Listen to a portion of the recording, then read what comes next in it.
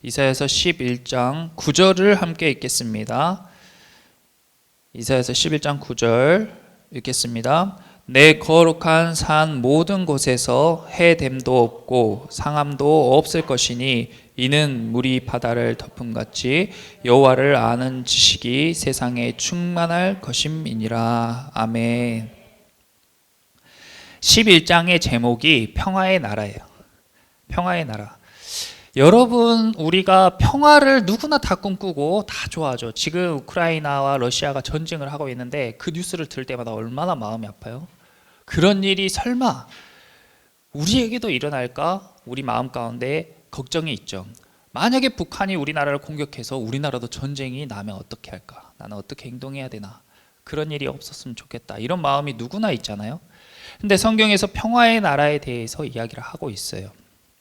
여러분들이 생각하는 가장 이상적인 평화, 가장 평화로운 모습은 어떤 모습일까요? 한번 잠깐 생각을 해보세요. 마음속으로. 가장 평화로운 모습은 어떤 모습일까?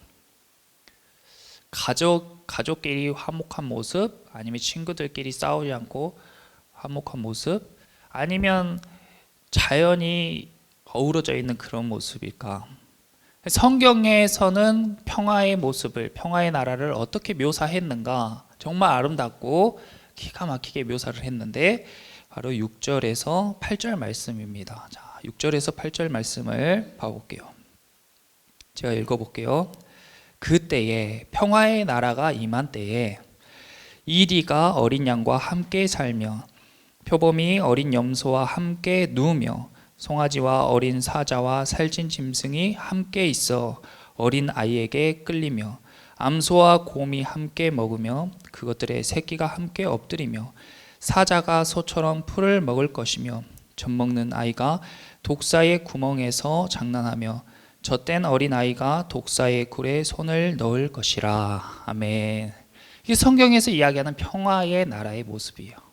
생각만 해도 사자들이 오면은 양들이나 어린이들이 도망가야 돼. 겁에 질려야 돼요. 그런데 그게 아니라 막 어린이가 사자 꼬리를 잡고 막 끌고 다녀.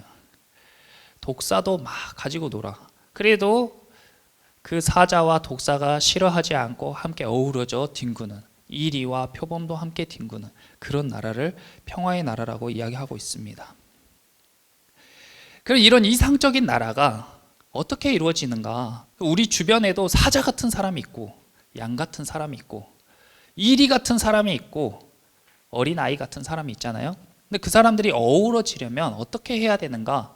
성경에서는 그것이 어떻게 이루어진다고 이야기하고 있는가? 그것이 바로 1절에서 2절이에요. 이 평화의 나라가 어떻게 이루어질 것인가? 자, 1절, 2절. 이새의 줄기에서 한 싹이 나며 그 뿌리에서 한 가지가 나서 결실할 것이요 그의 위에 여호와의 영 곧 지혜와 총명의 영이요 모략과 재능의 영이요 지식과 여호와를 경외하는 영이 강림하시리니. 아멘. 그러니까 여호와의 싹, 거룩한 씨앗, 이것을 우리가 계속 나누었었잖아요. 그러니까 어떻게 이 평화의 나라가 이루어지는가? 바로 이새라는 사람의 후손 중에서, 줄기에서 한 싹이 나며, 이새라는 사람의 후손에서 한 사람이, 그리고 그 뿌리에서, 그의 조상에서 또 한 사람이 나서 그 사람에게, 2절에 그의 위에 이랬잖아요. 그 사람에게 여호와의 영이 임하게 되면 그 사람으로 인해서 평화의 나라가 이루어질 것이다. 이것이 성경이 이야기하고 있는 예언입니다.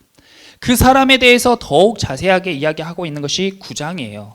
약간 앞으로 가서 이사야서 9장에 보면 누구에 대해서 나와요? 9장 소제목이 평강의 왕에 대해서 나와요. 이 평강의 왕이 평화의 나라를 이루는 것입니다. 그래서 9장의 그 평강의 왕에 대해서 쭉 이야기하는데 9장 6절 중반에 보시면 그의 이름은 그 이새의 줄기에서 나고 이새의 뿌리에서 나는 그 사람, 여호와의 영이 강림할 그분의 이름은 기묘자라, 모사라, 전능하신 하나님이라, 영존하시는 아버지라, 평강의 왕이라 할 것임이라. 이분께서 바로 평화의 나라를 이루시는 것입니다. 그럼 이분이 누구신가? 이분이 누구세요? 이분이 바로 예수님이신 거예요. 그 예수님께서 평화의 나라를 이루실 분인데 어떻게 그분이 그 평화의 나라를 이루시는가? 그 방법이 무엇인가? 예수님은 하나님이신데 인간의 몸을 입고 이 땅 가운데 오셨어요. 그렇죠? 그래서 예수님은 완전하신 하나님이시면서도 완전하신 인간이십니다. 그래서 예수님은 전능하시면서도 우리와 똑같은 아픔을 느끼고 고통을 느끼고 슬픔과 외로움을 다 느끼는 거예요. 인간으로서 느낄 수 있는 것들을 다 느끼고 또 인간으로서 할 수 없는 일을 다 하시는 거예요. 그렇다면 이 평화의 나라를 이루기 위해 예수님께서 어떤 일을 하셨는가?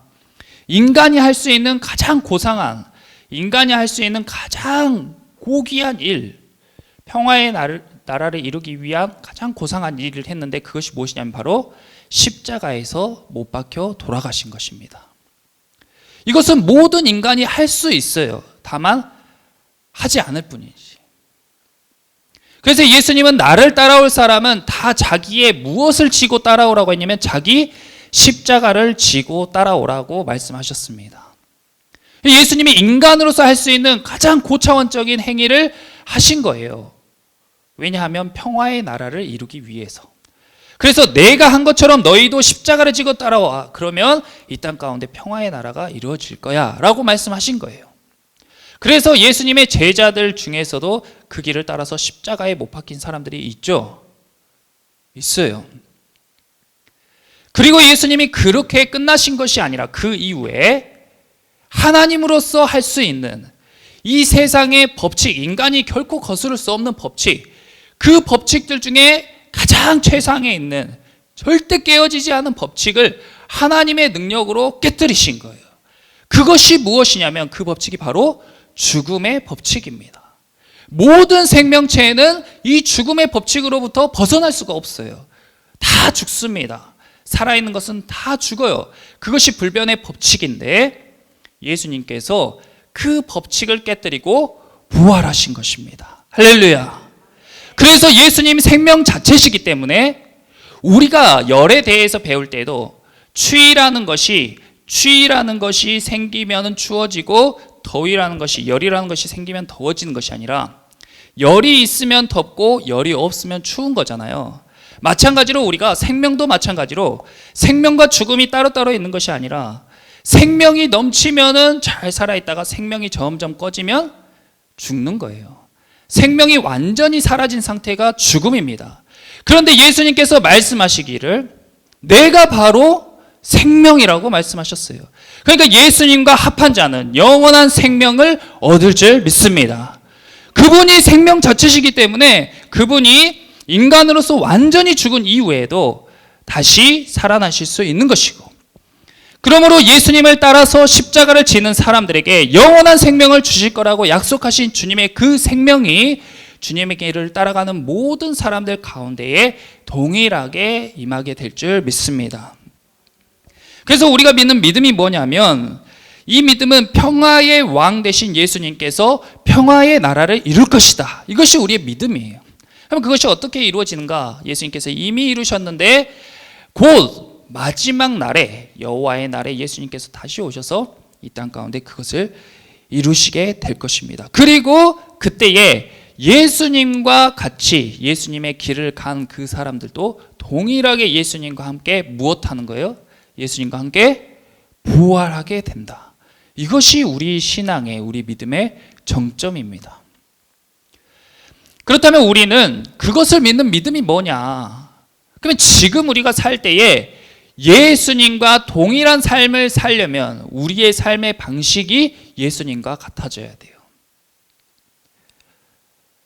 이것이 중요한데 우리가 예수님을 믿는다고 하면서 세상의 방식이나 내가 살아온 방식을 그대로 고수하면서 살면 그것은 믿음이 아니고 예수님과 똑같은 길을 가는 것도 아니고 예수님과 같은 결과를 기대할 수도 없다는 것입니다. 아멘이시죠? 그러므로 예수님이 사신 그 삶의 모습을 우리가 살고 싶다면 예수님이 가신 그 길을 우리도 똑같이 걸어가야 된다는 거예요. 그러면 우리가 먼저 어디를 통과해야 돼요? 부활의 기쁨과 그 능력을 맛보기 위해 먼저 무엇을 통과해야 돼요? 먼저 십자가를 통과해야 되는 것입니다. 십자가를 통과해야 되는 것이에요. 싫죠? 사람으로서 가장 가기 싫은 곳, 사람으로서 가장 거리끼는 곳, 그곳이 바로 십자가의 길인데 예수님과 함께 가면 우리가 그 길을 갈 수 있게 되는 것입니다. 그러면 먼저 우리가 바로 십자가로 갈 수 있냐? 그렇지 않아요. 예수님도 바로 십자가로 가신 게 아니에요. 과정이 있단 말이에요. 그래서 성경이 자세히 기록해 두셨고 우리가 지금 우리 삶의 자리에서 어떻게 행동해야 될지, 예수님은 이런 때에 어떻게 행동하셨는지 우리가 배우고 그대로 따라하는 거예요. 또 예수님께 기도로 묻고 또 따라하는 거예요. 그렇게 한 걸음 한 걸음 따라가다 보면 나도 모르게 어느새 내가 어디 있냐면 내가 십자가 앞에 있게 되는 것입니다. 그래서 우리가 예수님의 죽음을 따라가고 예수님의 부활을 나의 부활로 경험하기 위해서 반드시 필요한 것이 무엇이냐면 나의 삶의 변화입니다. 어떻게 변화하는가? 삶이 변화하기 위해서 우리가 의지적으로 세상의 방식으로 살았던 나의 모습, 나의 기질과 습관대로 살았던 나의 모습을 바꾸도록 애를 쓰고 거기에 더해서 무엇이 여호와의 영이 그 사람의 노력 가운데 강림해서 그 사람의 열심을 하나님의 열심이 도우신다. 마치 독수리가 날려고 푸닥푸닥하는데 바람이 휙 일어서 슉 날아가게 하는 것처럼 날개를 가만히 접고 있는 독수리 아무리 바람이 불어도 날지 못하잖아요. 그러니까 우리가 할 일은 우리의 날개를 펼치는 것이고 하나님의 바람이 우리를 일으켜 세우실 줄 믿습니다. 그래서 우리가 훈련해야 돼요. 그것이 영적인 훈련이고 예수님께서 공생애를 시작하자마자 하신 것이 사람들을 고치시고 사람들에게 말씀을 전파하시고 십자가로 막 달려간 게 아니고 제일 먼저 뭐 하셨냐면 광야로 가신 거예요. 광야에서 40일 동안 뭐 했냐면 하나님의 말씀을 묵상하고 기도하셨어요. 훈련하셨다 그 말이에요. 반드시 훈련이 필요한 것입니다. 여러분들이 예수님을 따라서 하는 그리스도인의 삶을 살기 위해서 반드시 필요한 게 영적인 훈련이에요. 그래서 우리가 예배를 드렸을 때에 또 기도에 참석할 때 필사를 할 때에 점수를 매기고 우리 눈으로 우리의 실력을 점검하고 보자고 지금 저 토파즈 레벨업을 하고 있는 것입니다. 그러므로 여러분들 매주 열심히 할 수 있는 대로 여러분들이 생각하기에 중요한 것들, 시험 기간이기 때문에 나의 영적인 훈련을 포기하는 것이 아니라 더 열심으로 그 시간을 지키고 확보해야 돼요. 그것이 여러분들의 삶 가운데 부활의 능력을 경험하는 가장 빠른 길입니다. 할렐루야. 그것이 여러분 가운데 생명력이 넘쳐나는 방법이에요. 그러므로 여러분들 기도할 시간이 없을 때 더 기도하시기 바랍니다. 그리고 우리 오늘 부활절을 시작으로 내일부터 부흥회가 시작되는데 사모하는 마음을 가지고 힘껏 참석하시기 바랍니다. 참여해야 돼요. 가만히 있으면 은혜가 떨어지고 성령이 임하냐? 그렇지 않습니다. 절벽에서 떨어지고 탁 날려고 애쓰는 사람에게 바람이 불어오는 거예요. 그러므로 여러분들 중요한 시기에 50일 기도회도 그렇고 부흥성회도 그렇고 지금 코로나 거리두기가 끝나는 이 시점에 여러분들의 삶 가운데 반전을 일으킬 수 있는 가장 중요한 전환점인 이 시기에 여러분들 하나님의 말씀을 붙잡고 여러분들이 변화하기로 의지적으로 노력하는 사람들에게 하나님의 부활의 능력이 여호와의 바람이 임할 줄 믿습니다. 그런 변화를 다 경험하시는 우리 토파즈 모든 선생님들과 학생들이 되기를 예수님의 이름으로 기도합니다. 기도하겠습니다. 주님 감사합니다. 아버지, 오늘 주님께서 부활하신 날입니다. 온전하신 하나님이 생명의 능력을 보이신 날인 줄 믿습니다. 아버지, 우리가 그 부활의 결과를 바라고 십자가를 향해 한 걸음 한 걸음 나아갑니다. 지금 나의 삶 가운데 어려움이 있더라도, 지금 나의 삶 가운데 너무 바쁘고 너무 시간이 없을지라도 하나님과 교제하는 시간을 포기하지 않게 하여 주시옵시고, 아버지 영적인 훈련을 거듭하여서 하늘 위로 높이 날아오르는 독수리와 같은 인생들이 되게 하여 주시옵소서. 오늘 모인 모든 사람들 가운데에 여호와의 영이 충만하게 임하게 하실 줄 기대하며, 거룩하시고 십자가에서 못 박혀 돌아가신 이후에 부활하신 우리 주 예수 그리스도의 이름으로 감사드리며 기도하였습니다. 아멘.